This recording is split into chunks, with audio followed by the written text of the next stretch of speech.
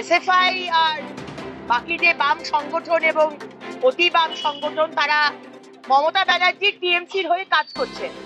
আশা করি বাংলার মানুষ আপনারা বুঝতে পারছেন, বাংলার হিন্দুরা একজোট হচ্ছে, 26-এর জন্য লড়াইয়ের জন্য প্রস্তুত হচ্ছে, আর সেটা মমতা ব্যানার্জি আর মোহাম্মদ সালিমের খুব অসুবিধা হয়ে যাচ্ছে।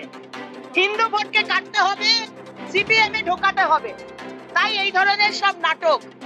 এই যে ছেলেগুলো যারা যাদবপুর ইউনিভার্সিটির পড়ুয়া বলবো না, তারা তো পড়াশোনা করে না, যারা দেওয়ালে লেখে যে ভারত তেরে টুকরে হোঙ্গে ইনশাআল্লাহ ইনশাআল্লাহ, এই ধরনের মানুষ যারা, তারাই 2026-এর আগে দেখবেন মমতা ব্যানার্জির সাথে গলাতে গলা মিলিয়ে তারা বলবেন no vote to Modi, no vote to BJP. Mohammad Salim আর মমতা ব্যানার্জি, টিএমসি আর বাম আর অতি বামের সংগঠন সব একসাথে একটা টিম হয়ে কাজ করছে। আশা করি বাংলার মানুষ তারা বুঝতে পারছে। আরো কত ঘটনা এরকম সামনে আসবে। মা মেয়ে ট্যাক্সি করে একটা সুটকেসে না বস্তায় করে ডেড বডি নিয়ে আসছে, তৃণমূলের কাউন্সিলরকে গুলি করে দিচ্ছে সন্ধ্যাবেলা 6টার সময়, মালদার কাউন্সিলরকে গুলি করে দিচ্ছে, আমাদের কার্যকর্তা মহিলা নেত্রী তাকে টিএমসির পার্টি অফিসে এনে তাকে ধর্ষণ করছে, আর তারপর সেখানকার এমএলএ বলছে অগ্নিমিত্রা পাল এইভাবে কথা বলে আমার লজ্জা করে। নারায়ণগড়ের এমএলএ আট্টু সাহেব, আপনার লজ্জা করে না? আপনি রেপিস্টকে গার্ড করেন, আপনি রেপিস্টকে গার্ড করার জন্য মিছিল করেন। এইভাবেই তো পশ্চিমবঙ্গ যাচ্ছে।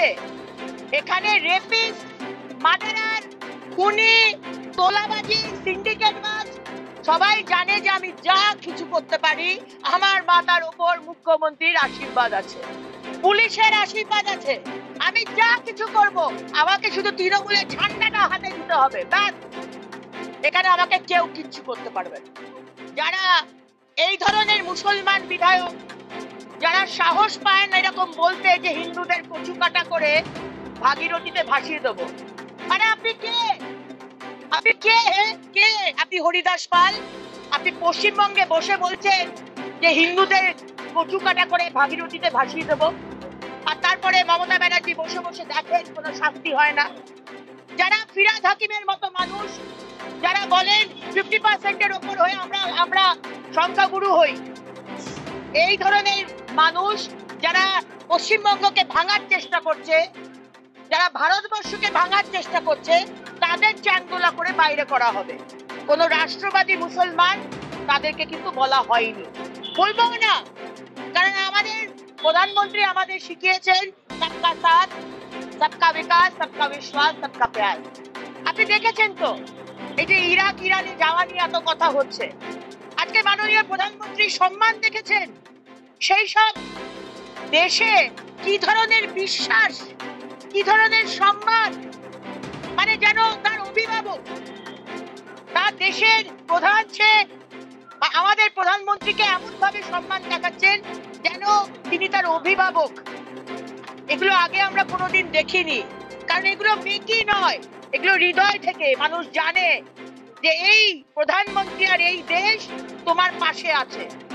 সুতরাং এই ধরনের যে কথা উনি বলেছেন আমাদের সম্মানীয় বিরোধী দলনেতা, হারগিজ এক কথা বলবো, যারা পশ্চিমবঙ্গকে ভাঙার চেষ্টা করবে ধর্মের নিরিখে, যারা ভারতবর্ষকে ভাঙার চেষ্টা করবে ধর্মের নিরিখে, চ্যাংদোলা করে, চ্যাংদোলা বলবো না, কিভাবে শায়েস্তা করতে হয় 26 আসতে দিন, এক এক করে দেখে নেব। কিসের ক্ষমা? আমি হুমায়ুন কবির মহাশয়কে বলবো, হুমায়ুন কবির আপনি এলওপি কে কিসের ক্ষমা চাইতে বলছেন?